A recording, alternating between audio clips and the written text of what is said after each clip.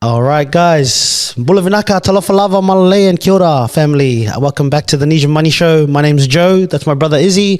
Yo. Today we've got a very special guest, guys. His name's Aidan Allen. He's of Fijian and Māori heritage. Aidan is a very special guy. He's a lawyer. In our community, that's rare to come by to be able to go to such a young person who's so young with so much experience and be able to share his knowledge. Aidan is a senior associate at A&O Shearman. He holds a double major in law and te reo Māori from the University of Waikato and New Zealand. He was admitted as a barrister and solicitor of the High Court of New Zealand in 2012. Aidan has been involved in a wide range of commercial contracting matters. He is a trusted advisor in the areas of commercial contracting, IT procurement, tech mergers and acquisition support, privacy and data security, and intellectual property. Prior to joining A&O Shearman, he has worked at Johnson Winton Slatery, Hickson's Lawyers, and he's acted on complex intellectual property matters, including IP transfers, licensing, registration, and commercialization. Wow. That's a bit to get there, guys. So I'm so proud of you, Hayden. That's your accolades to date. It's amazing, and today we're going to pick your brains and just have a general conversation around. I guess my passion is money and finance, and whenever we're on the phone, we're always talking about empowering our community and spreading the love and the knowledge about in this area. But we talk about a range of things, so it's good to just maybe have you on today to pick your brains and also get your perspective on, I guess, the areas of money and law and finance, and just life in general. I guess our perspectives from a Pacific perspective. But yeah, welcome, man. Thank you. It's great to be here, and it's a privilege to be on this platform that you guys have kicked off, which is very impressive. Looking at the whole setup here, it's very pro. I'm very proud of you boys, and I'm pleased to be here and keen to, just shoot the breeze. Awesome. Thank you, bro. That I did not know you started real early. By the way, how old are you? 35. Goodness, you've done a lot. Yeah, I've done a lot, but I've been around a long time. Yeah, you have.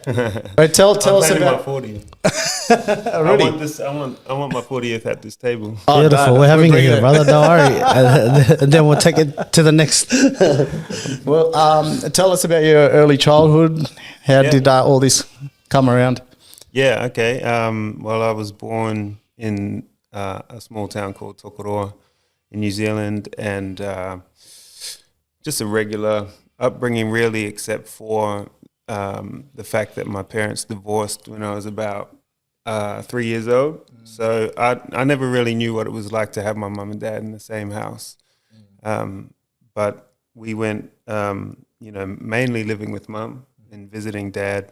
And then at the age of 10, we moved to Brisbane with my mum. And so my dad was back in Tokoroa. Yep. We were in Brisbane. I got to do high school in Brisbane. Yep. But then when it was time to, the sort of last year of high school, my mother gave me the choice to live with my dad, and I took that opportunity. So I moved back to Tokoroa, finished high school, and went to Waikato University straight away. No gap year for me. No gap year. Wow. What was obviously a big choice at that time. I had the same thing growing up, living with mum and then having dad not being there, and then also dad coming back around when I was 9 or 10 age. So I guess, did you miss that side of having a male role model in your life, or why did you choose that? Go back to NZ? Yeah, we didn't get a choice, No. So it's like, one day you wake up and you're being told we're moving to Australia, and it was exciting, but then on the other hand, I missed out on being with my father. But at the same time, there were always male role models around. My mum comes from a big family. I have uncles. I always had a stepdad in the picture, but you know, you never really substitute your father, despite having those role models. And so it was something that I was longing for, I think. And so at the age of, what was it, 16 or something, I said I would like to go live with my dad, and that's what I did. Wow. So that was here in Brisbane, yeah, you said. And he's of Fijian descent, yeah? My dad? Yeah. No, my dad's Māori-European. Yes.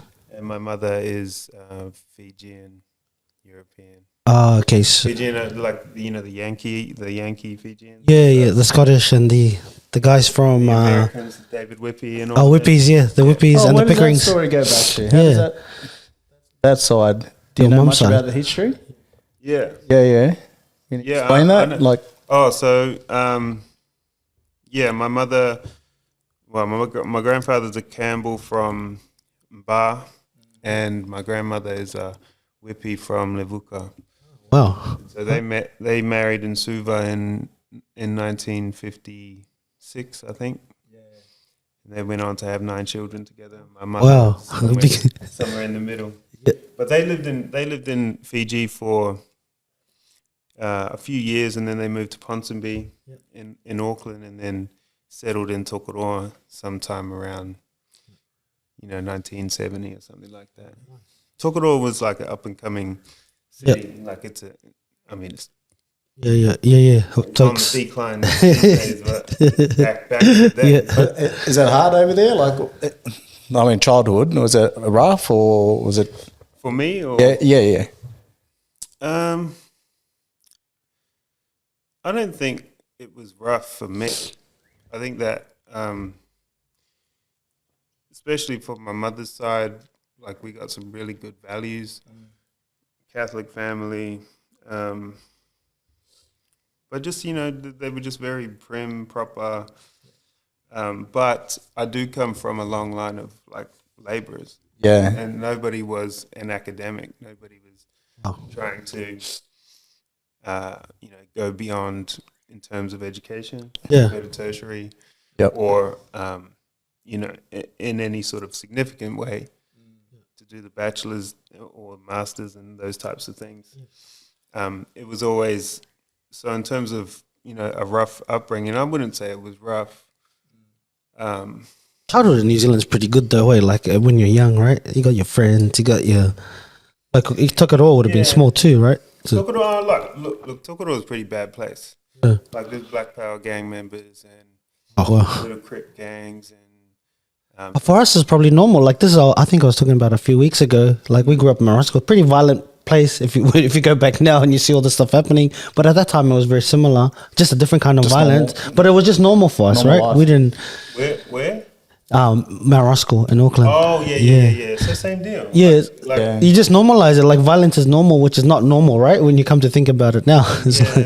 Like I said, and so growing up, like, you would see alcohol, you would see drugs, and you see gang activity and things like that, but you sort of write it off, and you're a child anyway, and all you really care about is playing marbles and That's right. You're not really getting into it's only like now I'm an adult and I'm reflecting on what it meant to grow up in Tokoroa, but like, Tokoroa gets a bad rap, but at the end of the day, I got happy memories.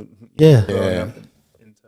I guess it's how you choose to remember it, eh? It always, like, so you would have heard from, like, Isaac John, who he's from Tokoroa, Joseph Manu, he's from Tokoroa, Quade Cooper, he's from Tokoroa. Oh, they all, so you gotta, like Kevin Mialamu, he's from Tokoroa.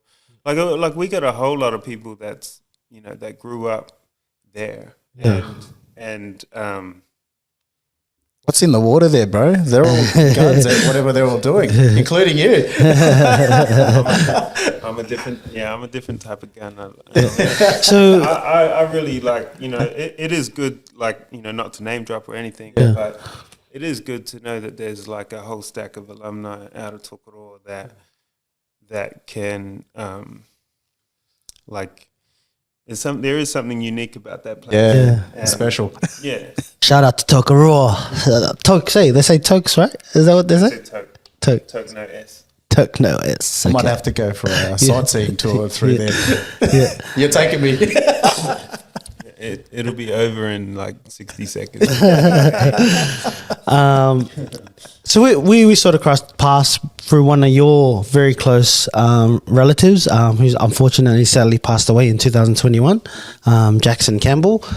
He was a great guy, and we were lucky to have cross paths at the time. Yeah. And I think we've grown to know each other over the last several years after his passing, and then it's so me searching for other Pacific excellence in the areas of law, finance. So how were you and Jackson, how did you guys, did you grow up together, Yeah, so Jackson's sorry. That good? Yeah. Perfect. Yeah. Okay. So Jackson's dad and my mum, brother and sister. Okay. So he grew up in like Weymouth or Rewa. Yeah. And we were in Toke, so we didn't grow up together, but he would always take the opportunity to come down during holidays, and like he was the best. Like he was born in 81, I was born in 89, so he's 8 years older than me, and for as long as I can remember, I just looked up to him. I looked up to him because he was handsome, he had all the gear, he always had the best clothes and music, and he's a lively guy, man. And then when he came out here, do you play footy in Tokoroa? Did you play any rugby or league or the typical type of sport that? Well, because I grew up in Brisbane, I would say like right up to I was 10 when we left Toke, but prior to that, I was into sport. Rugby really wasn't my thing. Okay. Jackson played rugby. My brother played rugby.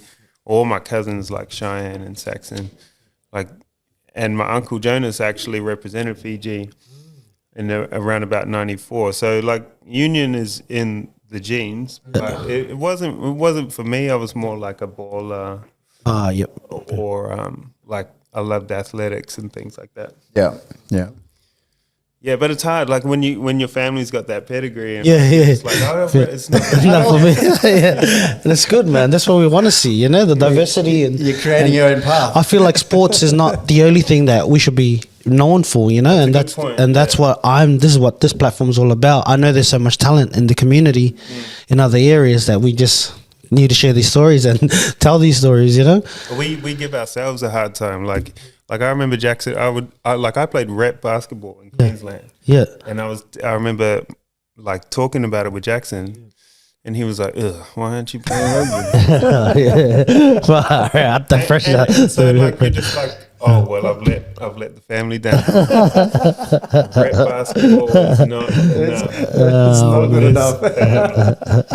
But I like the point that you made, which is that why should we box ourselves into certain avenues? It's like it's like telling Pacific children all you're ever going to be good for is rugby. Yeah, that's right. All you're ever going to be good for is smashing people or those rough and tumble kind of pursuits. But it's there's so much more to the world than just 100%. And to ourselves, we're creatives. Us Pacifica people, we're artists, we're creative, we're navigators. So we need to navigate these other areas of life, I guess. That and take the spotlight away from maybe footy a little bit.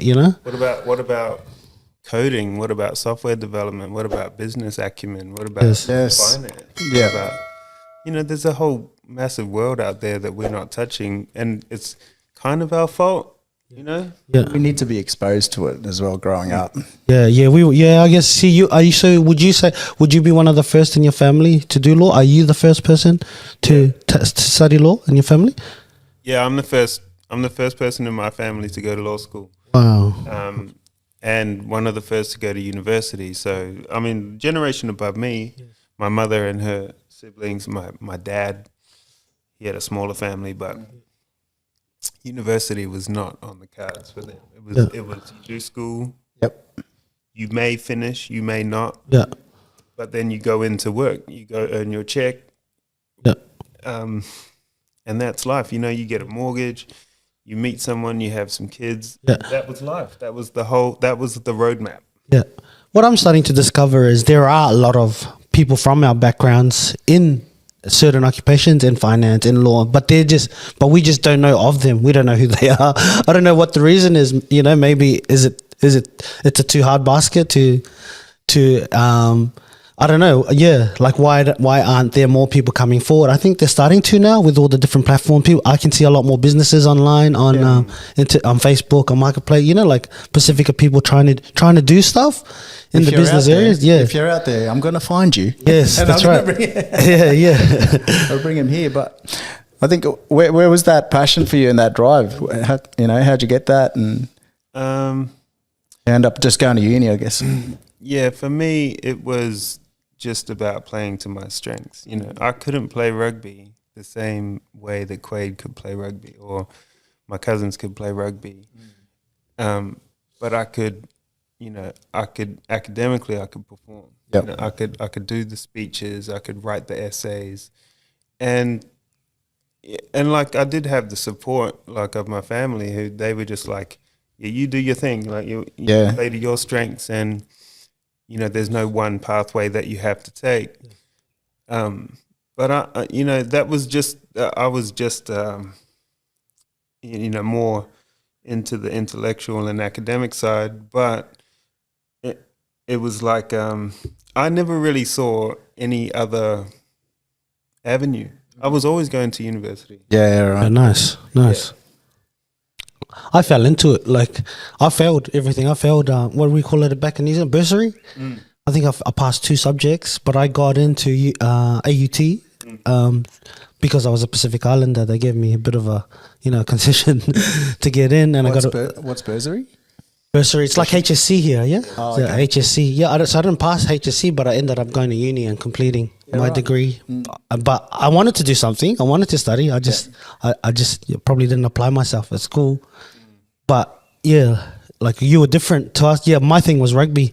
I'm going to try cricket, playing rugby league. So everything else was second. Yeah. But yeah, I wish I'd went the way you're saying to go. I wish I had that, someone to guide you and say go. Did you play to your strengths though? No, I think my strengths were probably more in this field, right, but just never had, because all my group of mates, they're all playing rugby. So for me, that's all I knew. Yeah. Yeah, but that's also a good point, right? Because everybody's trying to figure out what they're going to do if footy doesn't work out. Yep. So they're like, Yeah. like I remember there was a guy, Chris Winitana, I think was his name, who played like NBL basketball, but he was doing uni at the same time. Yeah. And so it was like, everybody knows that this isn't the ticket all the way. This isn't going to be. Yeah, because the lifespan is 20, like it's not much. The stats are very low. I think it's like 17 NRL. I think it's 17 games is the average for the career. Yeah. So it's very low, the probability, but there's so many kids aspiring that don't give themselves another option type of thing. But yeah. Yeah, but so for the players that like are weary of being injured, for example, like they're trying to have a backstop or a backup plan. Yeah. Which is good, because it was like, to me, it felt like everybody was putting all their eggs in one basket back in the day. It was pretty much. I think that's the only basket we really felt like we had, right? Like I felt like I didn't really see too many other baskets when you're talking about money, I guess, because I think the fame was part of it, but I think money was also a big driver, because that was, our parents thought, or just in general, I know that they relied on that kid. If he made it into rugby, that he'll help the whole family, and that's generally the Pacific Island sort of mentality that if my son made, he will, which is great. It's a great thing, but not knowing all the hurdles and the struggles that come with it, and maybe when you get there, how to manage it, because a lot of them don't end up with, what like they. That's still happening today. It is. I think so. Yeah, it is. That's part of this plan. When Yeah. I look at, like, take the bunnies for example. Like, Yeah. when I look out at some of the players, I'm like, yeah, I know, because I know like Kiana, Jackson's daughter, is Yeah. with Ata Mariota's brother. Yeah. So in the family, like, but you can tell, like, Polynesian, gifted Polynesian footy players go on to look after their families. Yes, and we should be able to do that if we plan properly, and probably maybe often we've never felt like we've had the support or people. I feel like in that industry, it's such a short lifespan that you don't get someone who's going to be in it with you for the long term, because once the money finishes, that's it. Everyone disappears. So I think it's important in terms of connections, financial people, legal people in your lives. If you're in those arenas, just guiding you properly and have your best interest at heart. Yeah, I think it's important, but also being able to, like, because when you're young, you're starting out, you don't have money, so you can't really go to someone to talk to about money, and because they're scared, and from me, I'll be scared to go ask a lawyer. What should I do if I get paid this or what?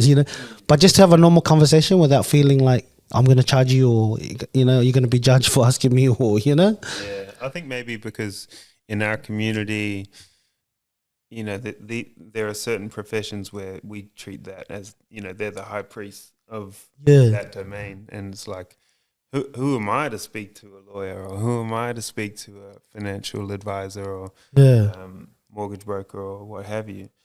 Because I guess there's like this disconnect between our community. Like I take my family for example, where, like, on my dad's side and my mum's side, for the most part, everybody's just getting a job. Yeah. Like labor for hire. Yeah. Getting a job for a paycheck. And so you never have any interface with lawyers or... Yeah. Yeah. Oh, yeah. Okay. Tell her about you did a bit of criminal law, did you? Or the juvenile, was it? Juvenile? Corrections. Corrections, yes. I work for corrections. That's the only time you see a lawyer, eh? Why doesn't we see a lawyer at corrections? Yeah, that was a phase of my life. Yeah. Working for corrections, but when I was at university, like, all my papers, especially in fourth year, were geared towards criminal. Yeah. I wanted to be a criminal litigator, whether it was defense or prosecution. But I did evidence, I did crimes, I did advocacy, all those papers. And then when I got out of university, I was offered a job with the government to work for the Department of Corrections. And that's a space that, not to go off on a tangent, but like, that's a space that for me, like, just wore me right down, because trying to see your people, eh? I mean, humanity, like, it's not even about our people, even though we are overrepresented in that system. It's like you see the worst of people in that space, and I didn't think I could handle it much longer, because these people don't want to see you. Like, people on sentence from the court, they didn't do nothing wrong in their mind. And they're like, why have I got this probation officer in front of me? Why are you talking to me? Why are you coming to my house? Why are you talking to all of my family? Why are you making me come in every week?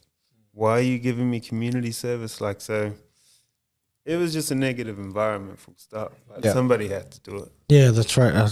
Respect to those guys out there doing that. Uni, Te Reo Māori. I just discovered that that was part of your double major, was Te Reo Māori. All right, tell us about that. What made you do that? Well, I never grew up with Māori. I never grew up, like, my father doesn't speak Māori. Like, I don't know if you know, like, provincial New Zealand much, but there's this, I think there's this, whether it's an understanding or a notion that, like, because if you speak to a Tongan family, like, they speak Tongan, Yes, yes, yeah, that's right. Yeah, Like a Fijian family, they speak Fijian in the home. yeah, Even like Cook Island, but for Māori, it's been ripped away for Yeah. generations. In fact, my grandmother lived during a time where you actually got punished for speaking Māori, so I didn't have it. yeah. Okay, nice. Oh, I didn't awesome, have man. it. But the only way that I could get it was through university, and I couldn't Nice. get it at high school because I did high school in Brisbane. Yeah, so you fluently speak you're fluent in Māori? Oh, nice, man. And did it help you in terms of relationships or outside to the Māori community, or like how did it help you? I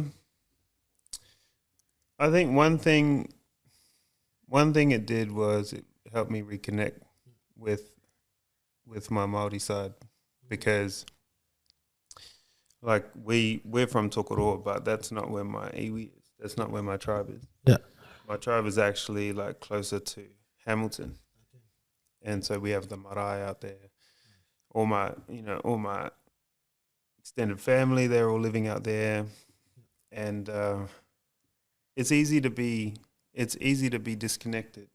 Like when you don't grow up on the pa or on the marae, it's easy to just be like, oh well, I'm urbanized now. Yeah, I live in Tokoroa. I live in Auckland. Yeah. And even like a more real example was like people just became, this is where we live now. But you can become disconnected. So I think when I was learning Māori, I was just obsessed with it because it was not a feature of my upbringing. Yeah. Or like like in the home you can say like kia ora, haramakite, kai, or what have you, but those little catchphrasey things. Yeah.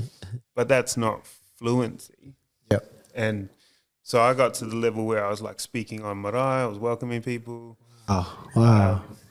There's a spiritual like. I think so. Connection.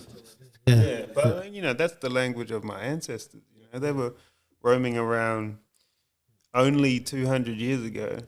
Yeah. Without a lick of English. Well, that's something we always touch on, like money in the islands, like in Fiji, probably 150 years ago, we didn't have money. We were planting in the plantations, Yeah, for sure. bartering. Everyone had a job in the village, and they had their skill. We'll go hunt and gather, but in the Jewish community, money's been around for 2,000 years, so they got a head start, or maybe longer, Yeah.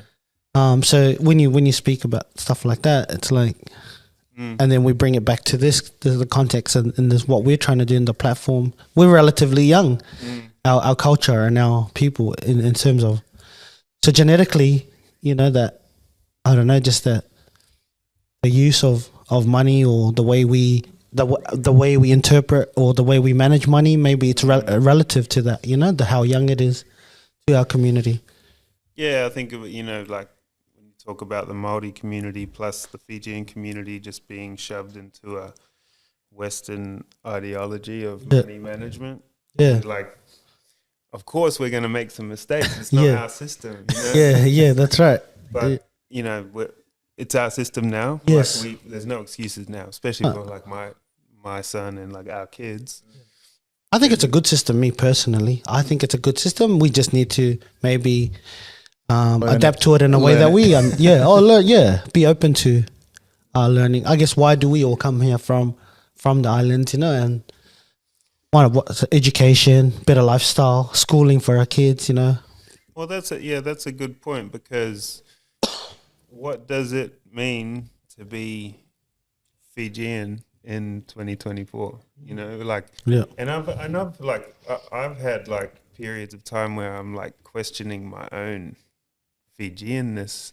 Yeah. Like, yeah. You shouldn't be a lawyer. You're making too much money. No, like just like take for example, like I go back to my question, which is what does it mean to be Fijian in 2024, or just full stop? Because like we're like the kailoma. Like we come from David Whippy and all of that side, but I haven't even actually been to Fiji. Yeah, Wow. wow. I don't know what it's like. Oh man, we're going back soon. we're gonna take him back, I would love to. But I don't know what it means to set foot on Fiji. Wow, you'll feel it, man. You'll know when you get there. You know that genealogy, like what you felt when you studied Māori, when you went to the marae. Probably you would have had this. It's part of your bloodline, bro. You can't.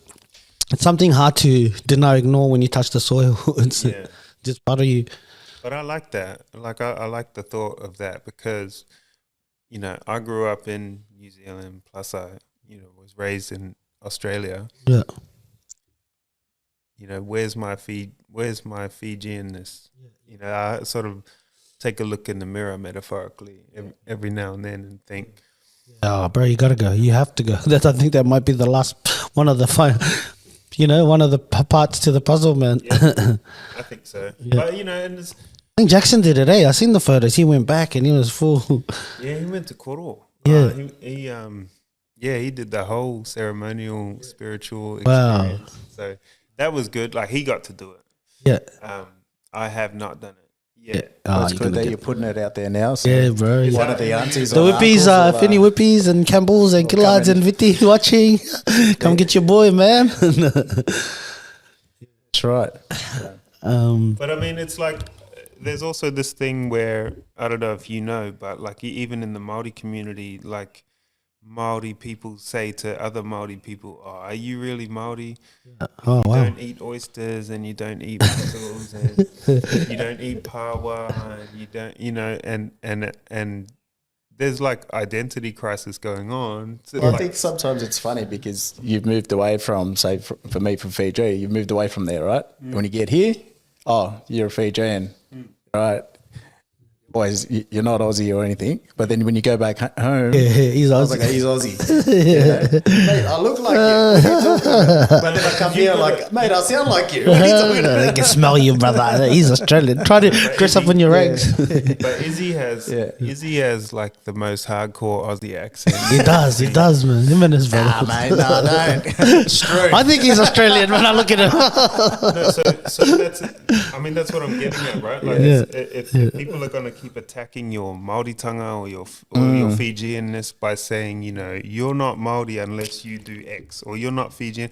I don't think it's like that in the Fijian community. I've always felt like everybody was like, you're Fijian. Yeah. Like in the Māori community, they're like, like, do you speak Māori? Like, do you go back to the marae? Do you know tikanga? Do you know kawa? Do you eat oysters? Like, all that random stuff. Yeah. It's almost like a checklist or like a point system, but I'm not even getting caught up in that. Yeah, that's good, man.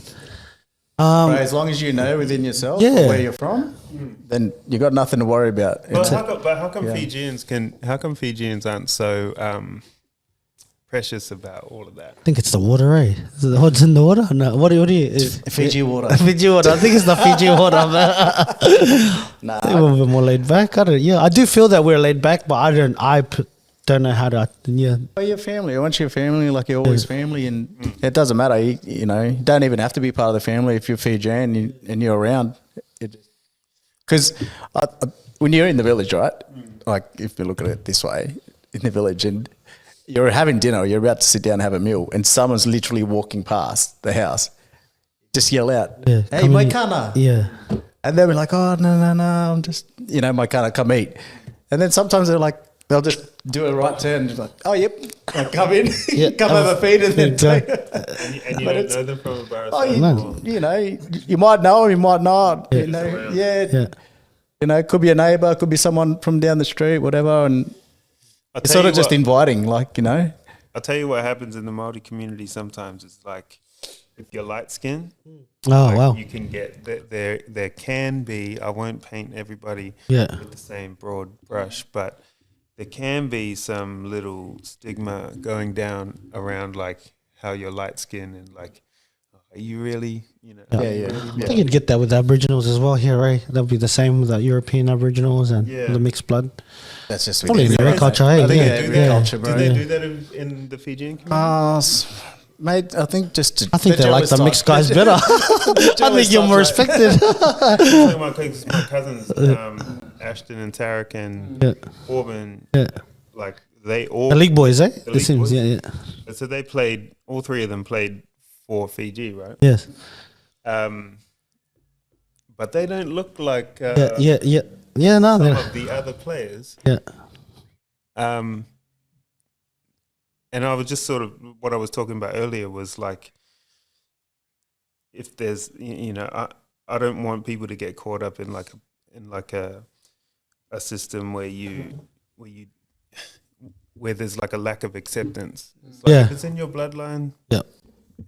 it's in your bloodline, and there's no argument, Yeah. But I've just had some like experiences like in the Māori community. Well, I think, in a way, it's good to put it out there, but at the same time, man, like,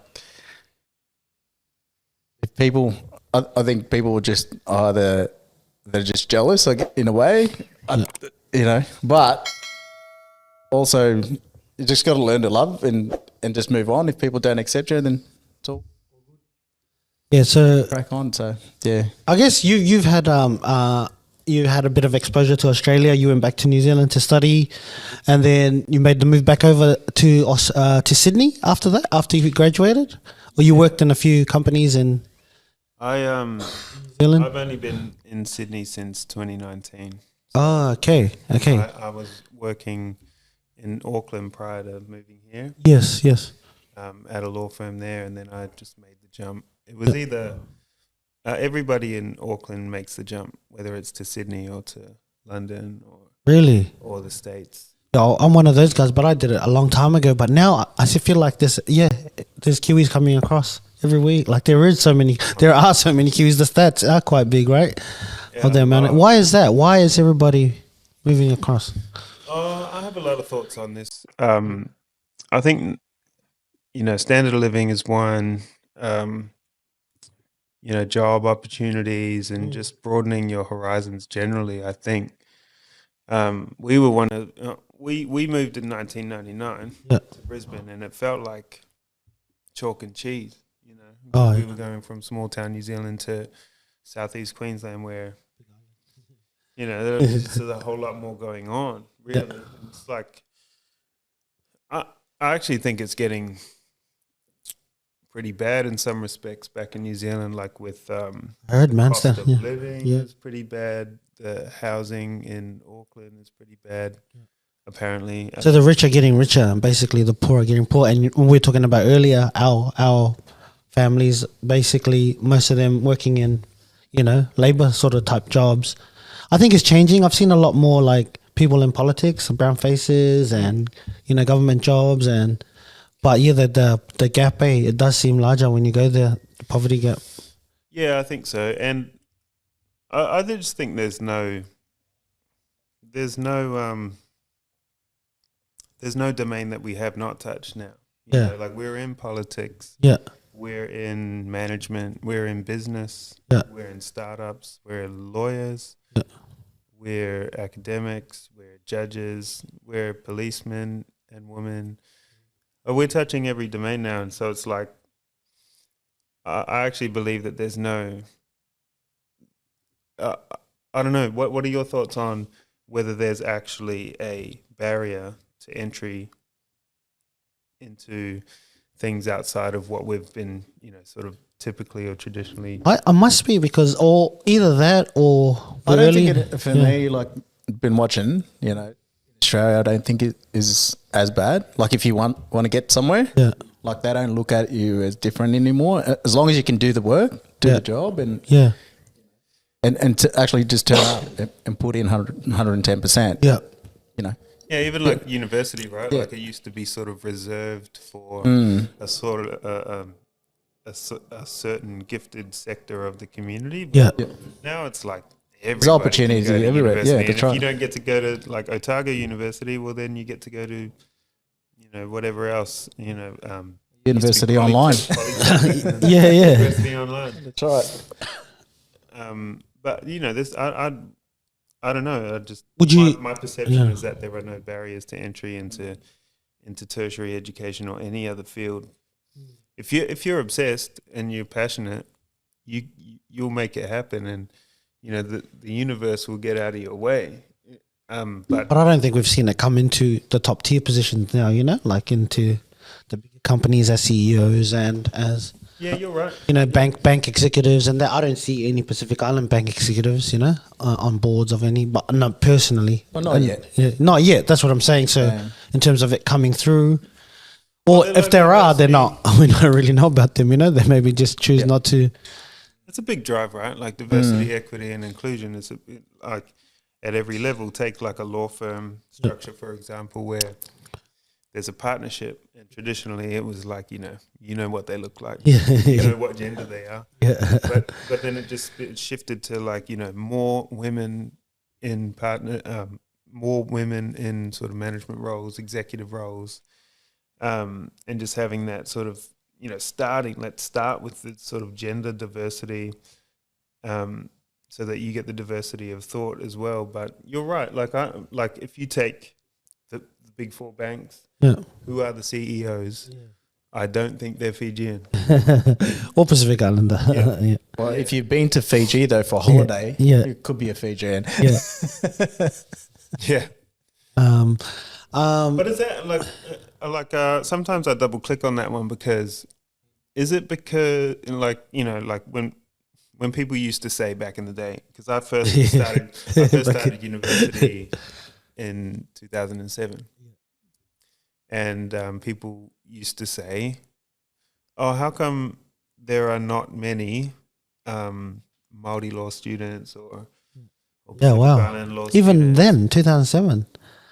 Yeah, but then you have to, like, I sort of take a step back and think, yeah, but do, you know, if as a percentage of our community, are we actually interested in those roles, or are we actually pursuing those vocations? Because you could easily just say, oh, there's not many Māori lawyers, or there's not many Fijian barristers, or what have you.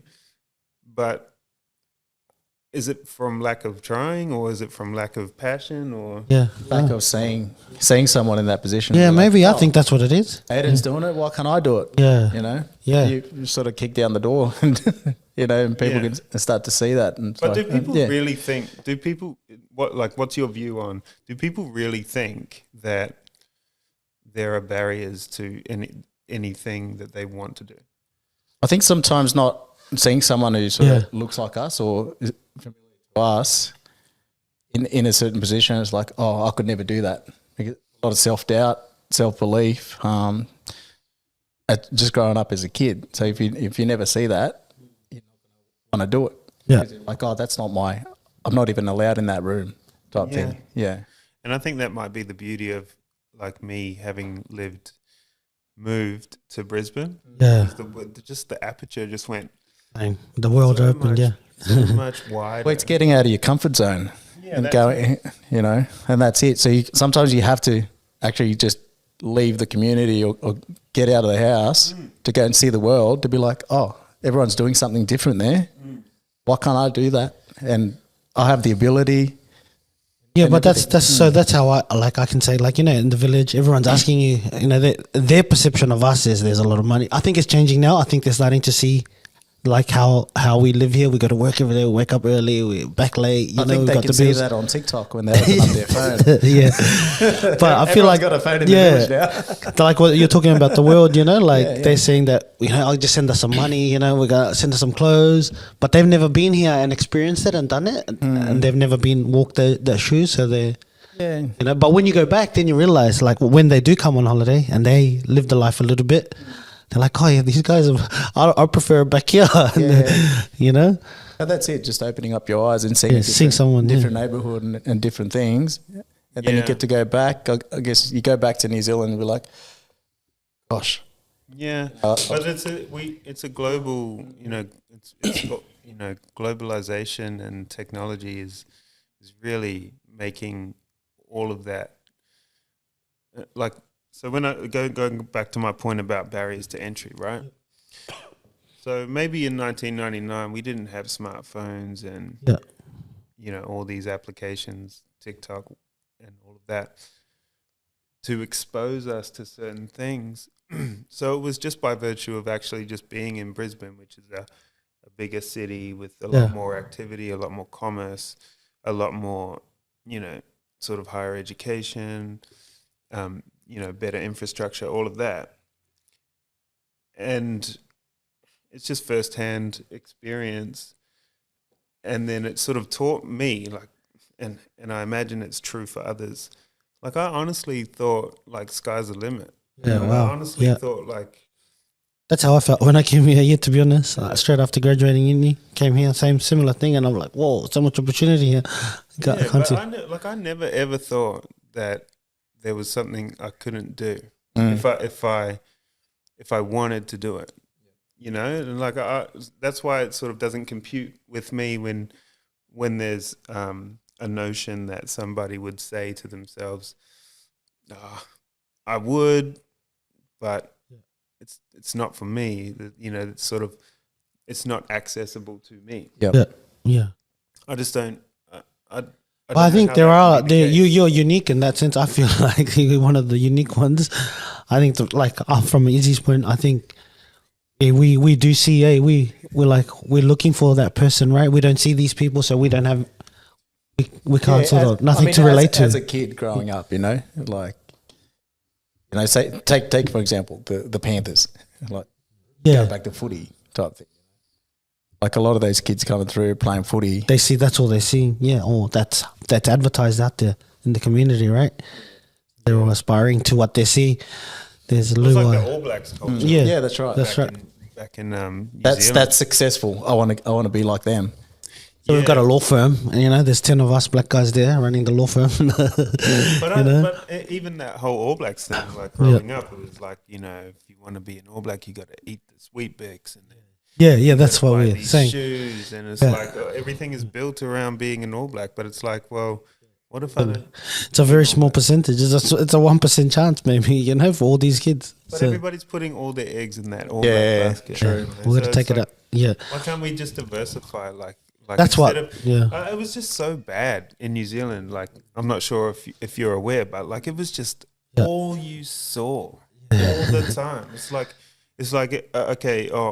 and then it would just like spread to like, this is what Israel Dag's wife cooks when she's at home, and it's like, well, who cares? What about the home loan, man? Come on, get that home loan. But it's like All Blacks everything. It's like All Blacks will take up 80% of the news coverage, and then it's like, and the Warriors one too.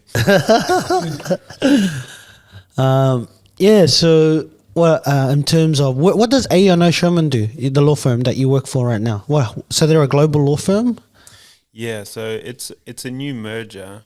Prior to May of this year, it was Allen and Overy, London headquartered global firm. Yep. Just full service commercial law firm. Yeah. And, pretty prestigious in its own right. But then they merged with another white shoe firm in the States called Shearman and Sterling. Yes. And so it's just broadened that coverage globally. So we've got a foothold in the States, for example, but just massive scale is what I would call it. But and big deals with big clients, that big banking institutions and mining companies and all types of listed companies as well. Yeah. So we operate where I am now as more of an APAC team. Yeah. So we cover the Asia Pacific region. I'm working closely with my colleagues in Singapore and Hong Kong, Tokyo, etc. But it's you working in intellectual property, like that's one of your main areas of specialization, is it? Or in my area they call it IP technology, or another way that they label the team is, or the practice group is technology, media, and telecommunications. Yeah. But IP is an essential part of that because it's all about ownership and licensing of ideas. And so companies come to you with an idea, and you work out how to. What do you guys? I don't really. Well, IP. So I mean, IP is pretty broad, but if you really break it down, it's some examples of IP is like trademarks. Oh, okay. Probably the most common example. Trademarks, copyright works, patents, designs, that kind of thing. Yep. So there'd be a lot of, like, I know there's a lot of creatives, in our community, and they've like coming up with artwork ideas, clothing's big in our community, and then, like, so patents, trademarks, and stuff like that. Yeah, have you registered any marks? Yeah, I tried to, but I was taken, and I think the guy, a couple of Joes when we had here before. What happened? Yeah, did I end up registering? No, I just waited. I'm waiting for it still to come available. Oh yeah, true. But yeah, I don't know. For me personally, at this level, it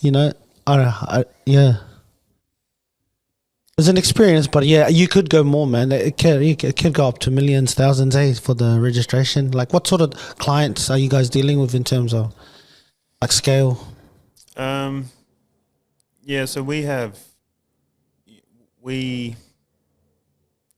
deal with massive multinational corporations. So the IP gets interesting there because they need the protection. Yeah. So IP is all about protection of your branding, for example. But they need that protection in all jurisdictions. Yeah. And in fact, I just worked recently on for a client giving advice around whether they had coverage in Fiji. Oh wow! And so it was Oz, New Zealand, and Fiji, and then when it got to the Fiji part, I was like, I can't see anything. I can't see any sort of public registry where. And they were like, oh, you need to call the Attorney General's office in Suva, and so I tried. And this fellow was like, that's my uncle. You got to come and collect it yourself. He's got the same name as me. That's the Attorney. And I was like, hi, I'm calling from Sydney, and I need to, get some understanding around, I actually don't think they have a computerized system there. Don't ask me. But that's just one example, right? Of how it just sort of got interesting, where it's like, for the Oz system, we know, great sort of self-service, public registry. New Zealand, same thing.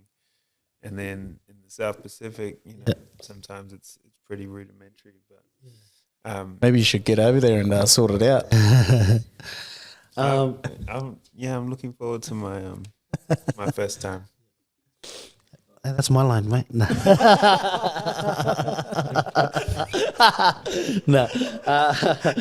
But let's for an aspiring lawyer, like a graduate, maybe coming out of uni, what would they be looking at in terms of salary? Like what sort of the starting range? Does it matter what field they're in terms of like what law area of law they're in? It's pretty standardized, like across. It's hard for me to give. To give a range. Yeah, because, it depends where you go. So New Zealand, for example, you could be working at like a boutique firm, or you could be working at a mid-tier firm, or you could be working at a top firm. Yeah. And the rates, the sort of salary ranges will be different. But I remember when I was a summer clerk, they offered me 36K. Yeah, wow. Okay, so and how long did you do that for? 36 hours. That was only 3. That was only 6 months or less. Yeah, but it goes up quickly after that, right?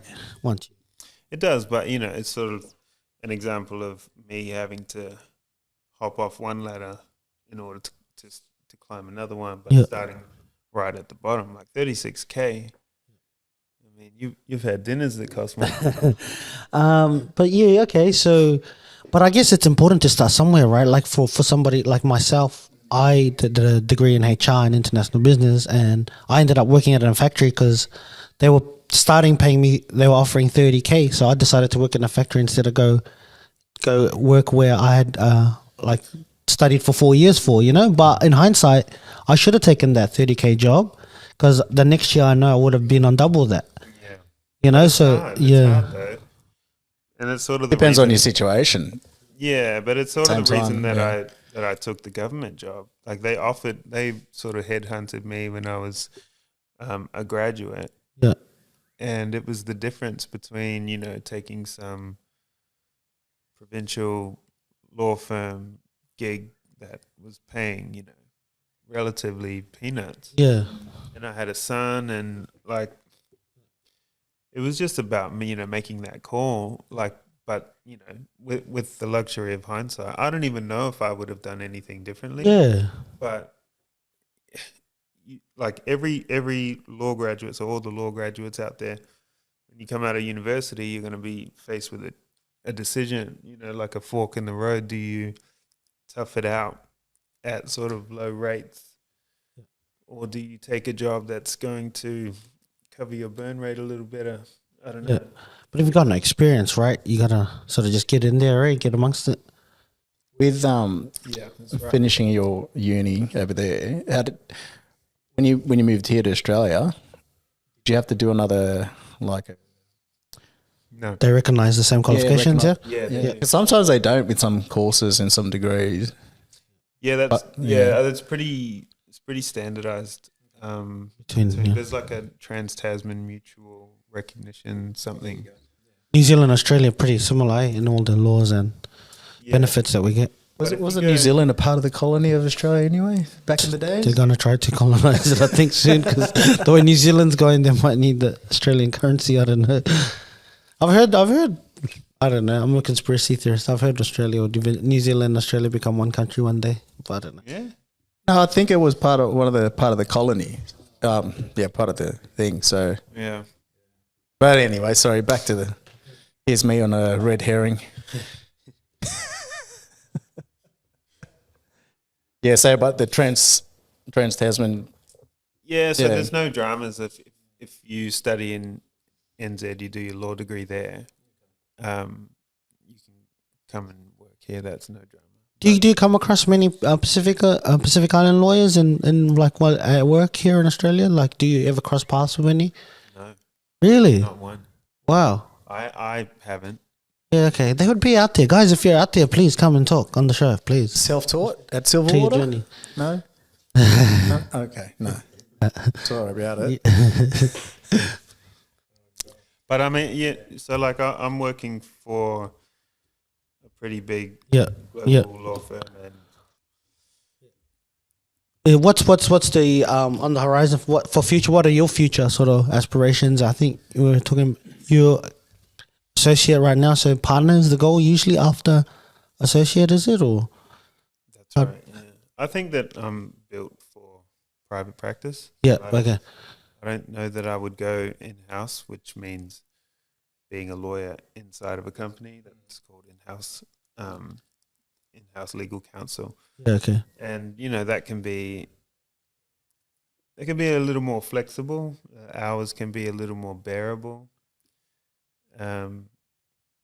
But I think that I'm doing the gig that I'm supposed to be doing, like going back to Yeah. playing to my strengths. And Yeah. Nice. so partnership is the next step. I don't know if I could put a time frame on it, but hopefully we're having the conversation in about 5 years about partnership. So how does it work? So you like when you're a junior, so you call it a clerk. What are the names like they call it? Clark. So a clerk, and then you go. Yeah, so they I mean, it's all the same, but sometimes the labeling is different. Yeah. But you can kick off as a summer clerk. Yeah. Where you sort of get that work experience over the summer. Law clerk is where you sort of do a little more of an intensified run. Yeah. And then when you get admitted to the bar, Yeah. then you're a graduate, or and then firms label them, you know, differently. They could be an associate or a solicitor or a lawyer. And then the next grade up is, you know, sort of senior associate. Are you moving up every year or every 2 years? No. So it's like the gap between associate and senior associate is generally about 5 years. Okay. Generally, but sometimes people do it, you know, more swiftly, and sometimes people do it, you know, sort of takes a little longer. And then internal firm policy around, you know, when they do the promotions is also plays a part. Yeah. Do you do much with? Do you know much about property law, or is that a whole different sort of area in terms of property? I don't do property law, Yeah. but a good friend of mine who I went to university with, he's a property law specialist back in Tauranga. Yeah. And property's its own sort of practice group. Yeah. There's sort of when you're a junior, you have to figure out, you know, the rotations that you want to do and what practice area you want to go into. Yeah. So there's no lawyer who just does everything. You know? Yeah. Okay, they all specialize. There are lawyers out there that do it, but Yeah. you can't be a jack of all trades. Yeah, you won't be getting very specialized advice unless yeah. You need specialist advice. Yeah. But the sort of the larger the firm, the more specialized you end up being. If you're at like a boutique firm or even a mid-tier, sometimes you end up doing, you know, multiple sort of disciplines. Yeah. Okay. But you know, I don't know my way around property law. Yeah. Yeah. It's a separate practice group. But what would you tell someone who's you know, not into footy or anything? Maybe, you know, speak to a young 16-year-old Aidan. What would you tell him? Say, cut your hair. Yeah. That's a good one. No, there's nothing wrong with your haircuts, guys. Pull your pants up. Pull your pants up. Do your belt up.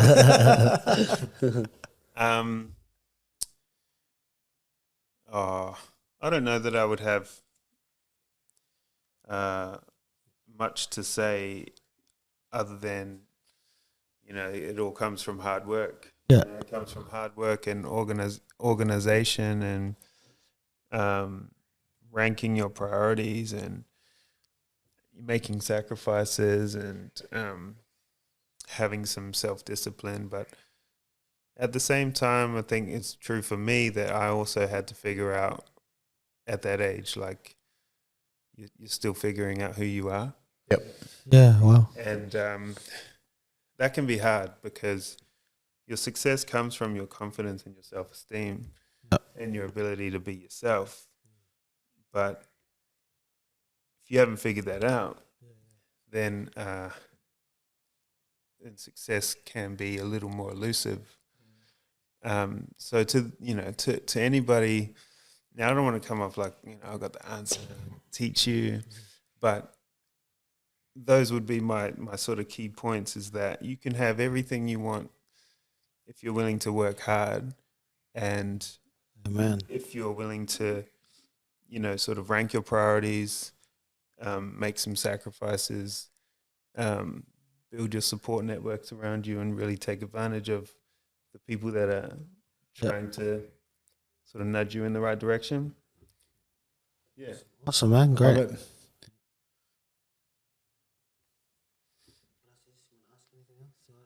Right. We were talking about a lot of so you know, in terms of when we were speaking earlier off camera, we were talking about you were asking us what's this platform about. Like, I don't know, were we clear in being able to? I liked it how you were articulating it to us what this platform's all about. Could you? Your platform. Yeah, our platform. Yeah.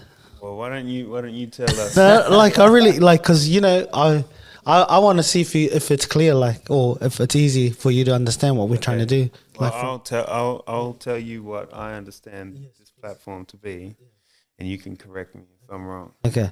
Or if I'm speaking out of turn.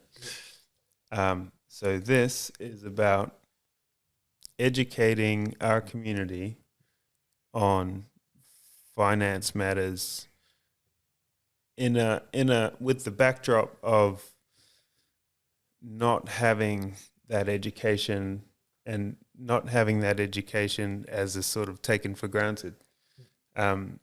This type of education is supplementary to a regular education, but this platform is trying to reverse that and ensure that everybody in our community has this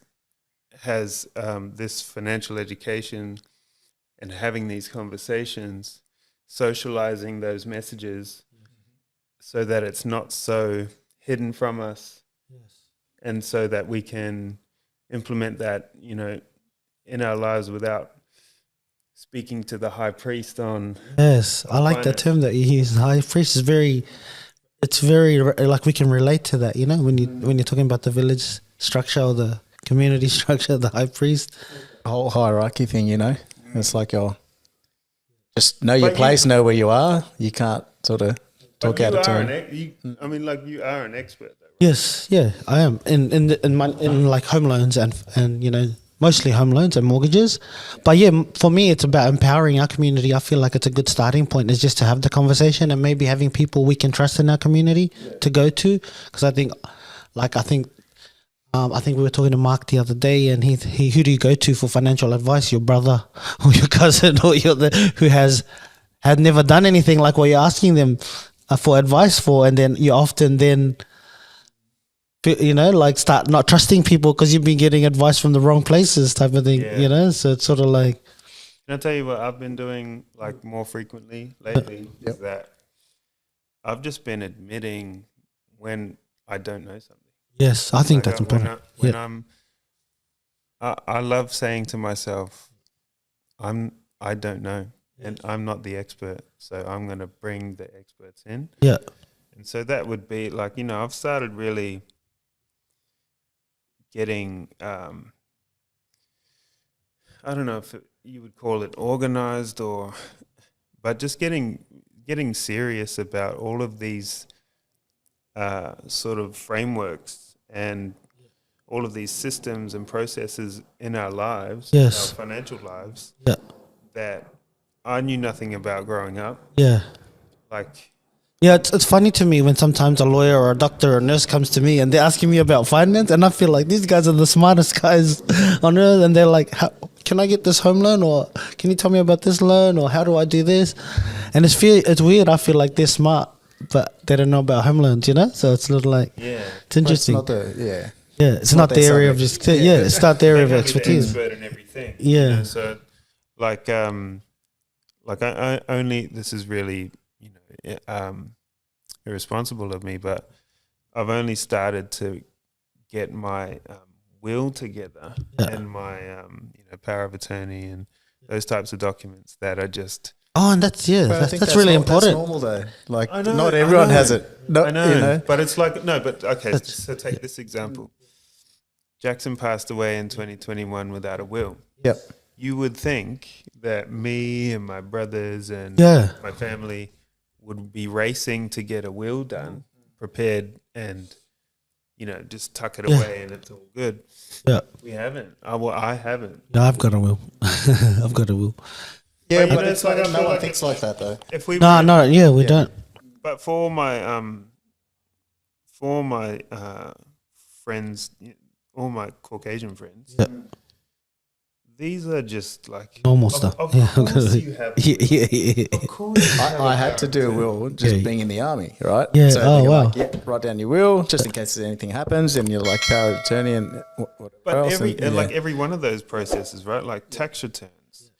Of course, you know how to lodge your tax return. Of course, you have an accountant. Of Yeah. course, you have a savings account. Of course, you have your super. Of course, you know every investment that's happening within your super. Like there's nothing. I didn't have any of that education growing Yeah. up. So, And that's part of what this platform's all Yeah. about, man. Yeah. Talking about these kind of things, you know, super, wills, insurance.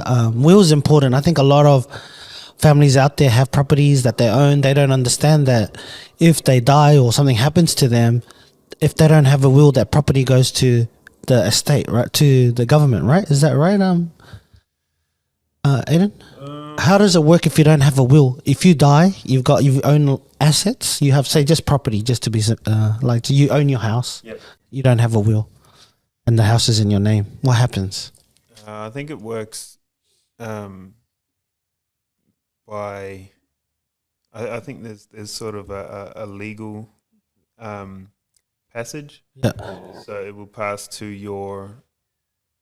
it would be your children, I believe. I think. But they've got what's probate? What does probate mean? I think probate is a directive from the court. Yeah. That that X that your asset. This is what's happening with your assets, or with the assets of the estate. Yeah.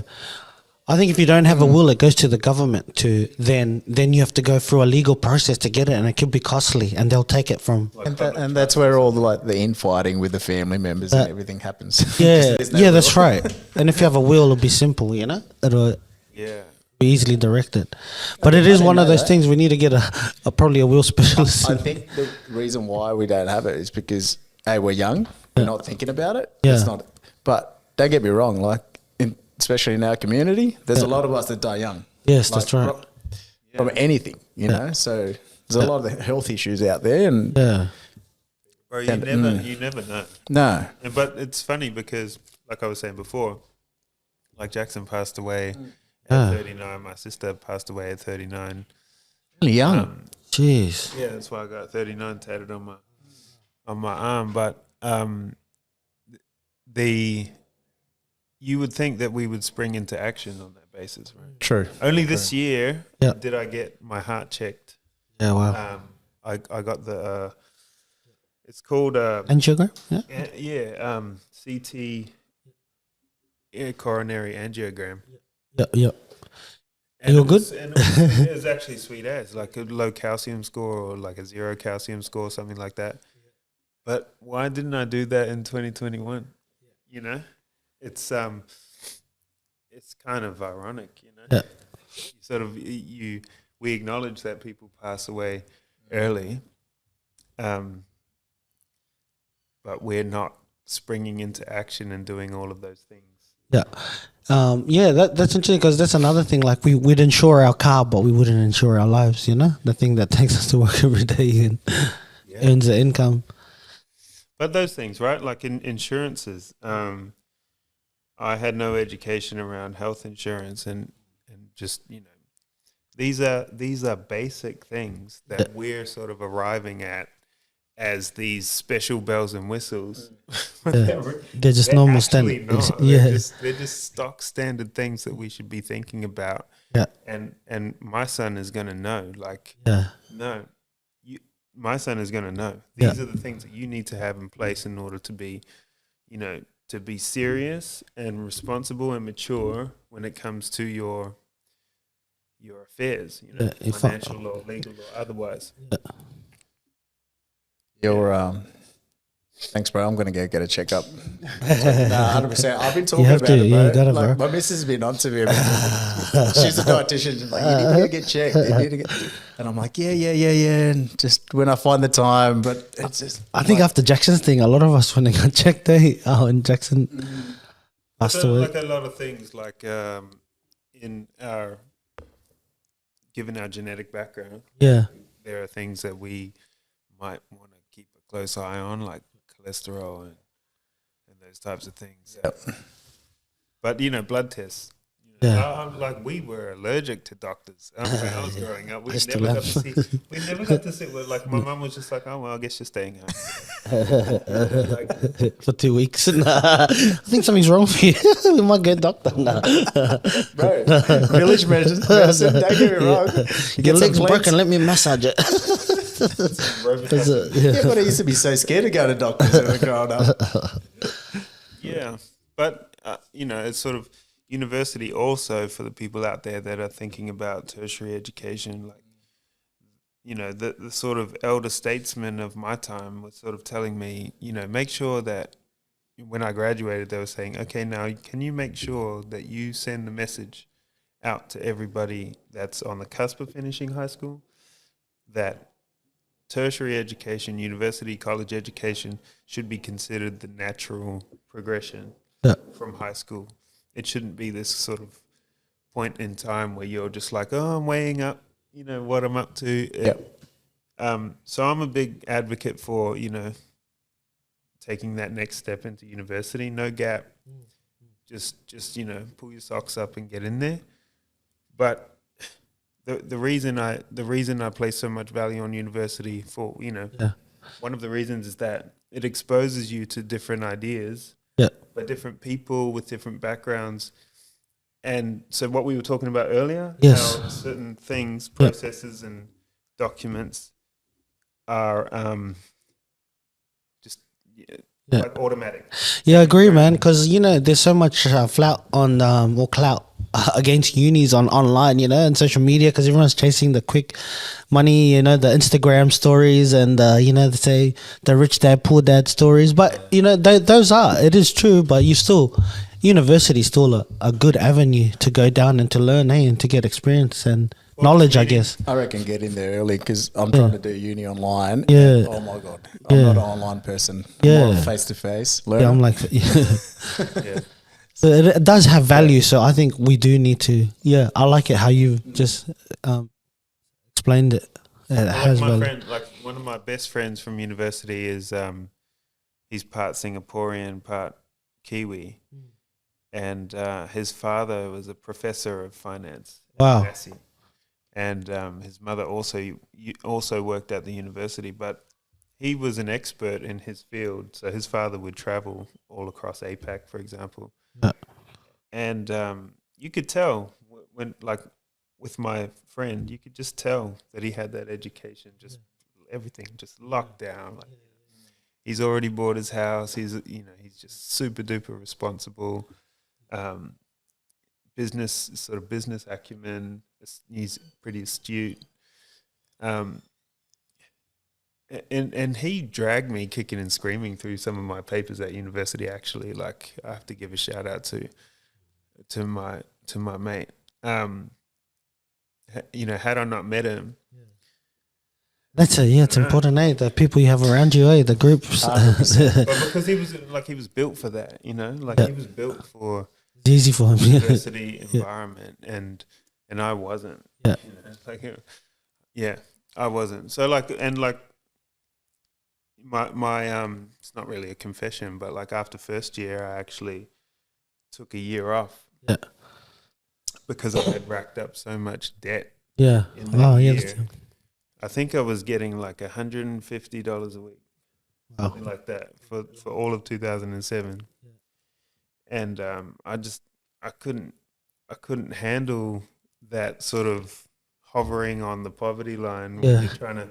I had no laptop, like I'm just running up to the labs computer labs every other day, and it was tough. Like, I had nobody in my family who was like, "Oh, you're going to university? Here's what you got to do: lay out the plan." No roadmap, no blueprint. Damn, that's hard.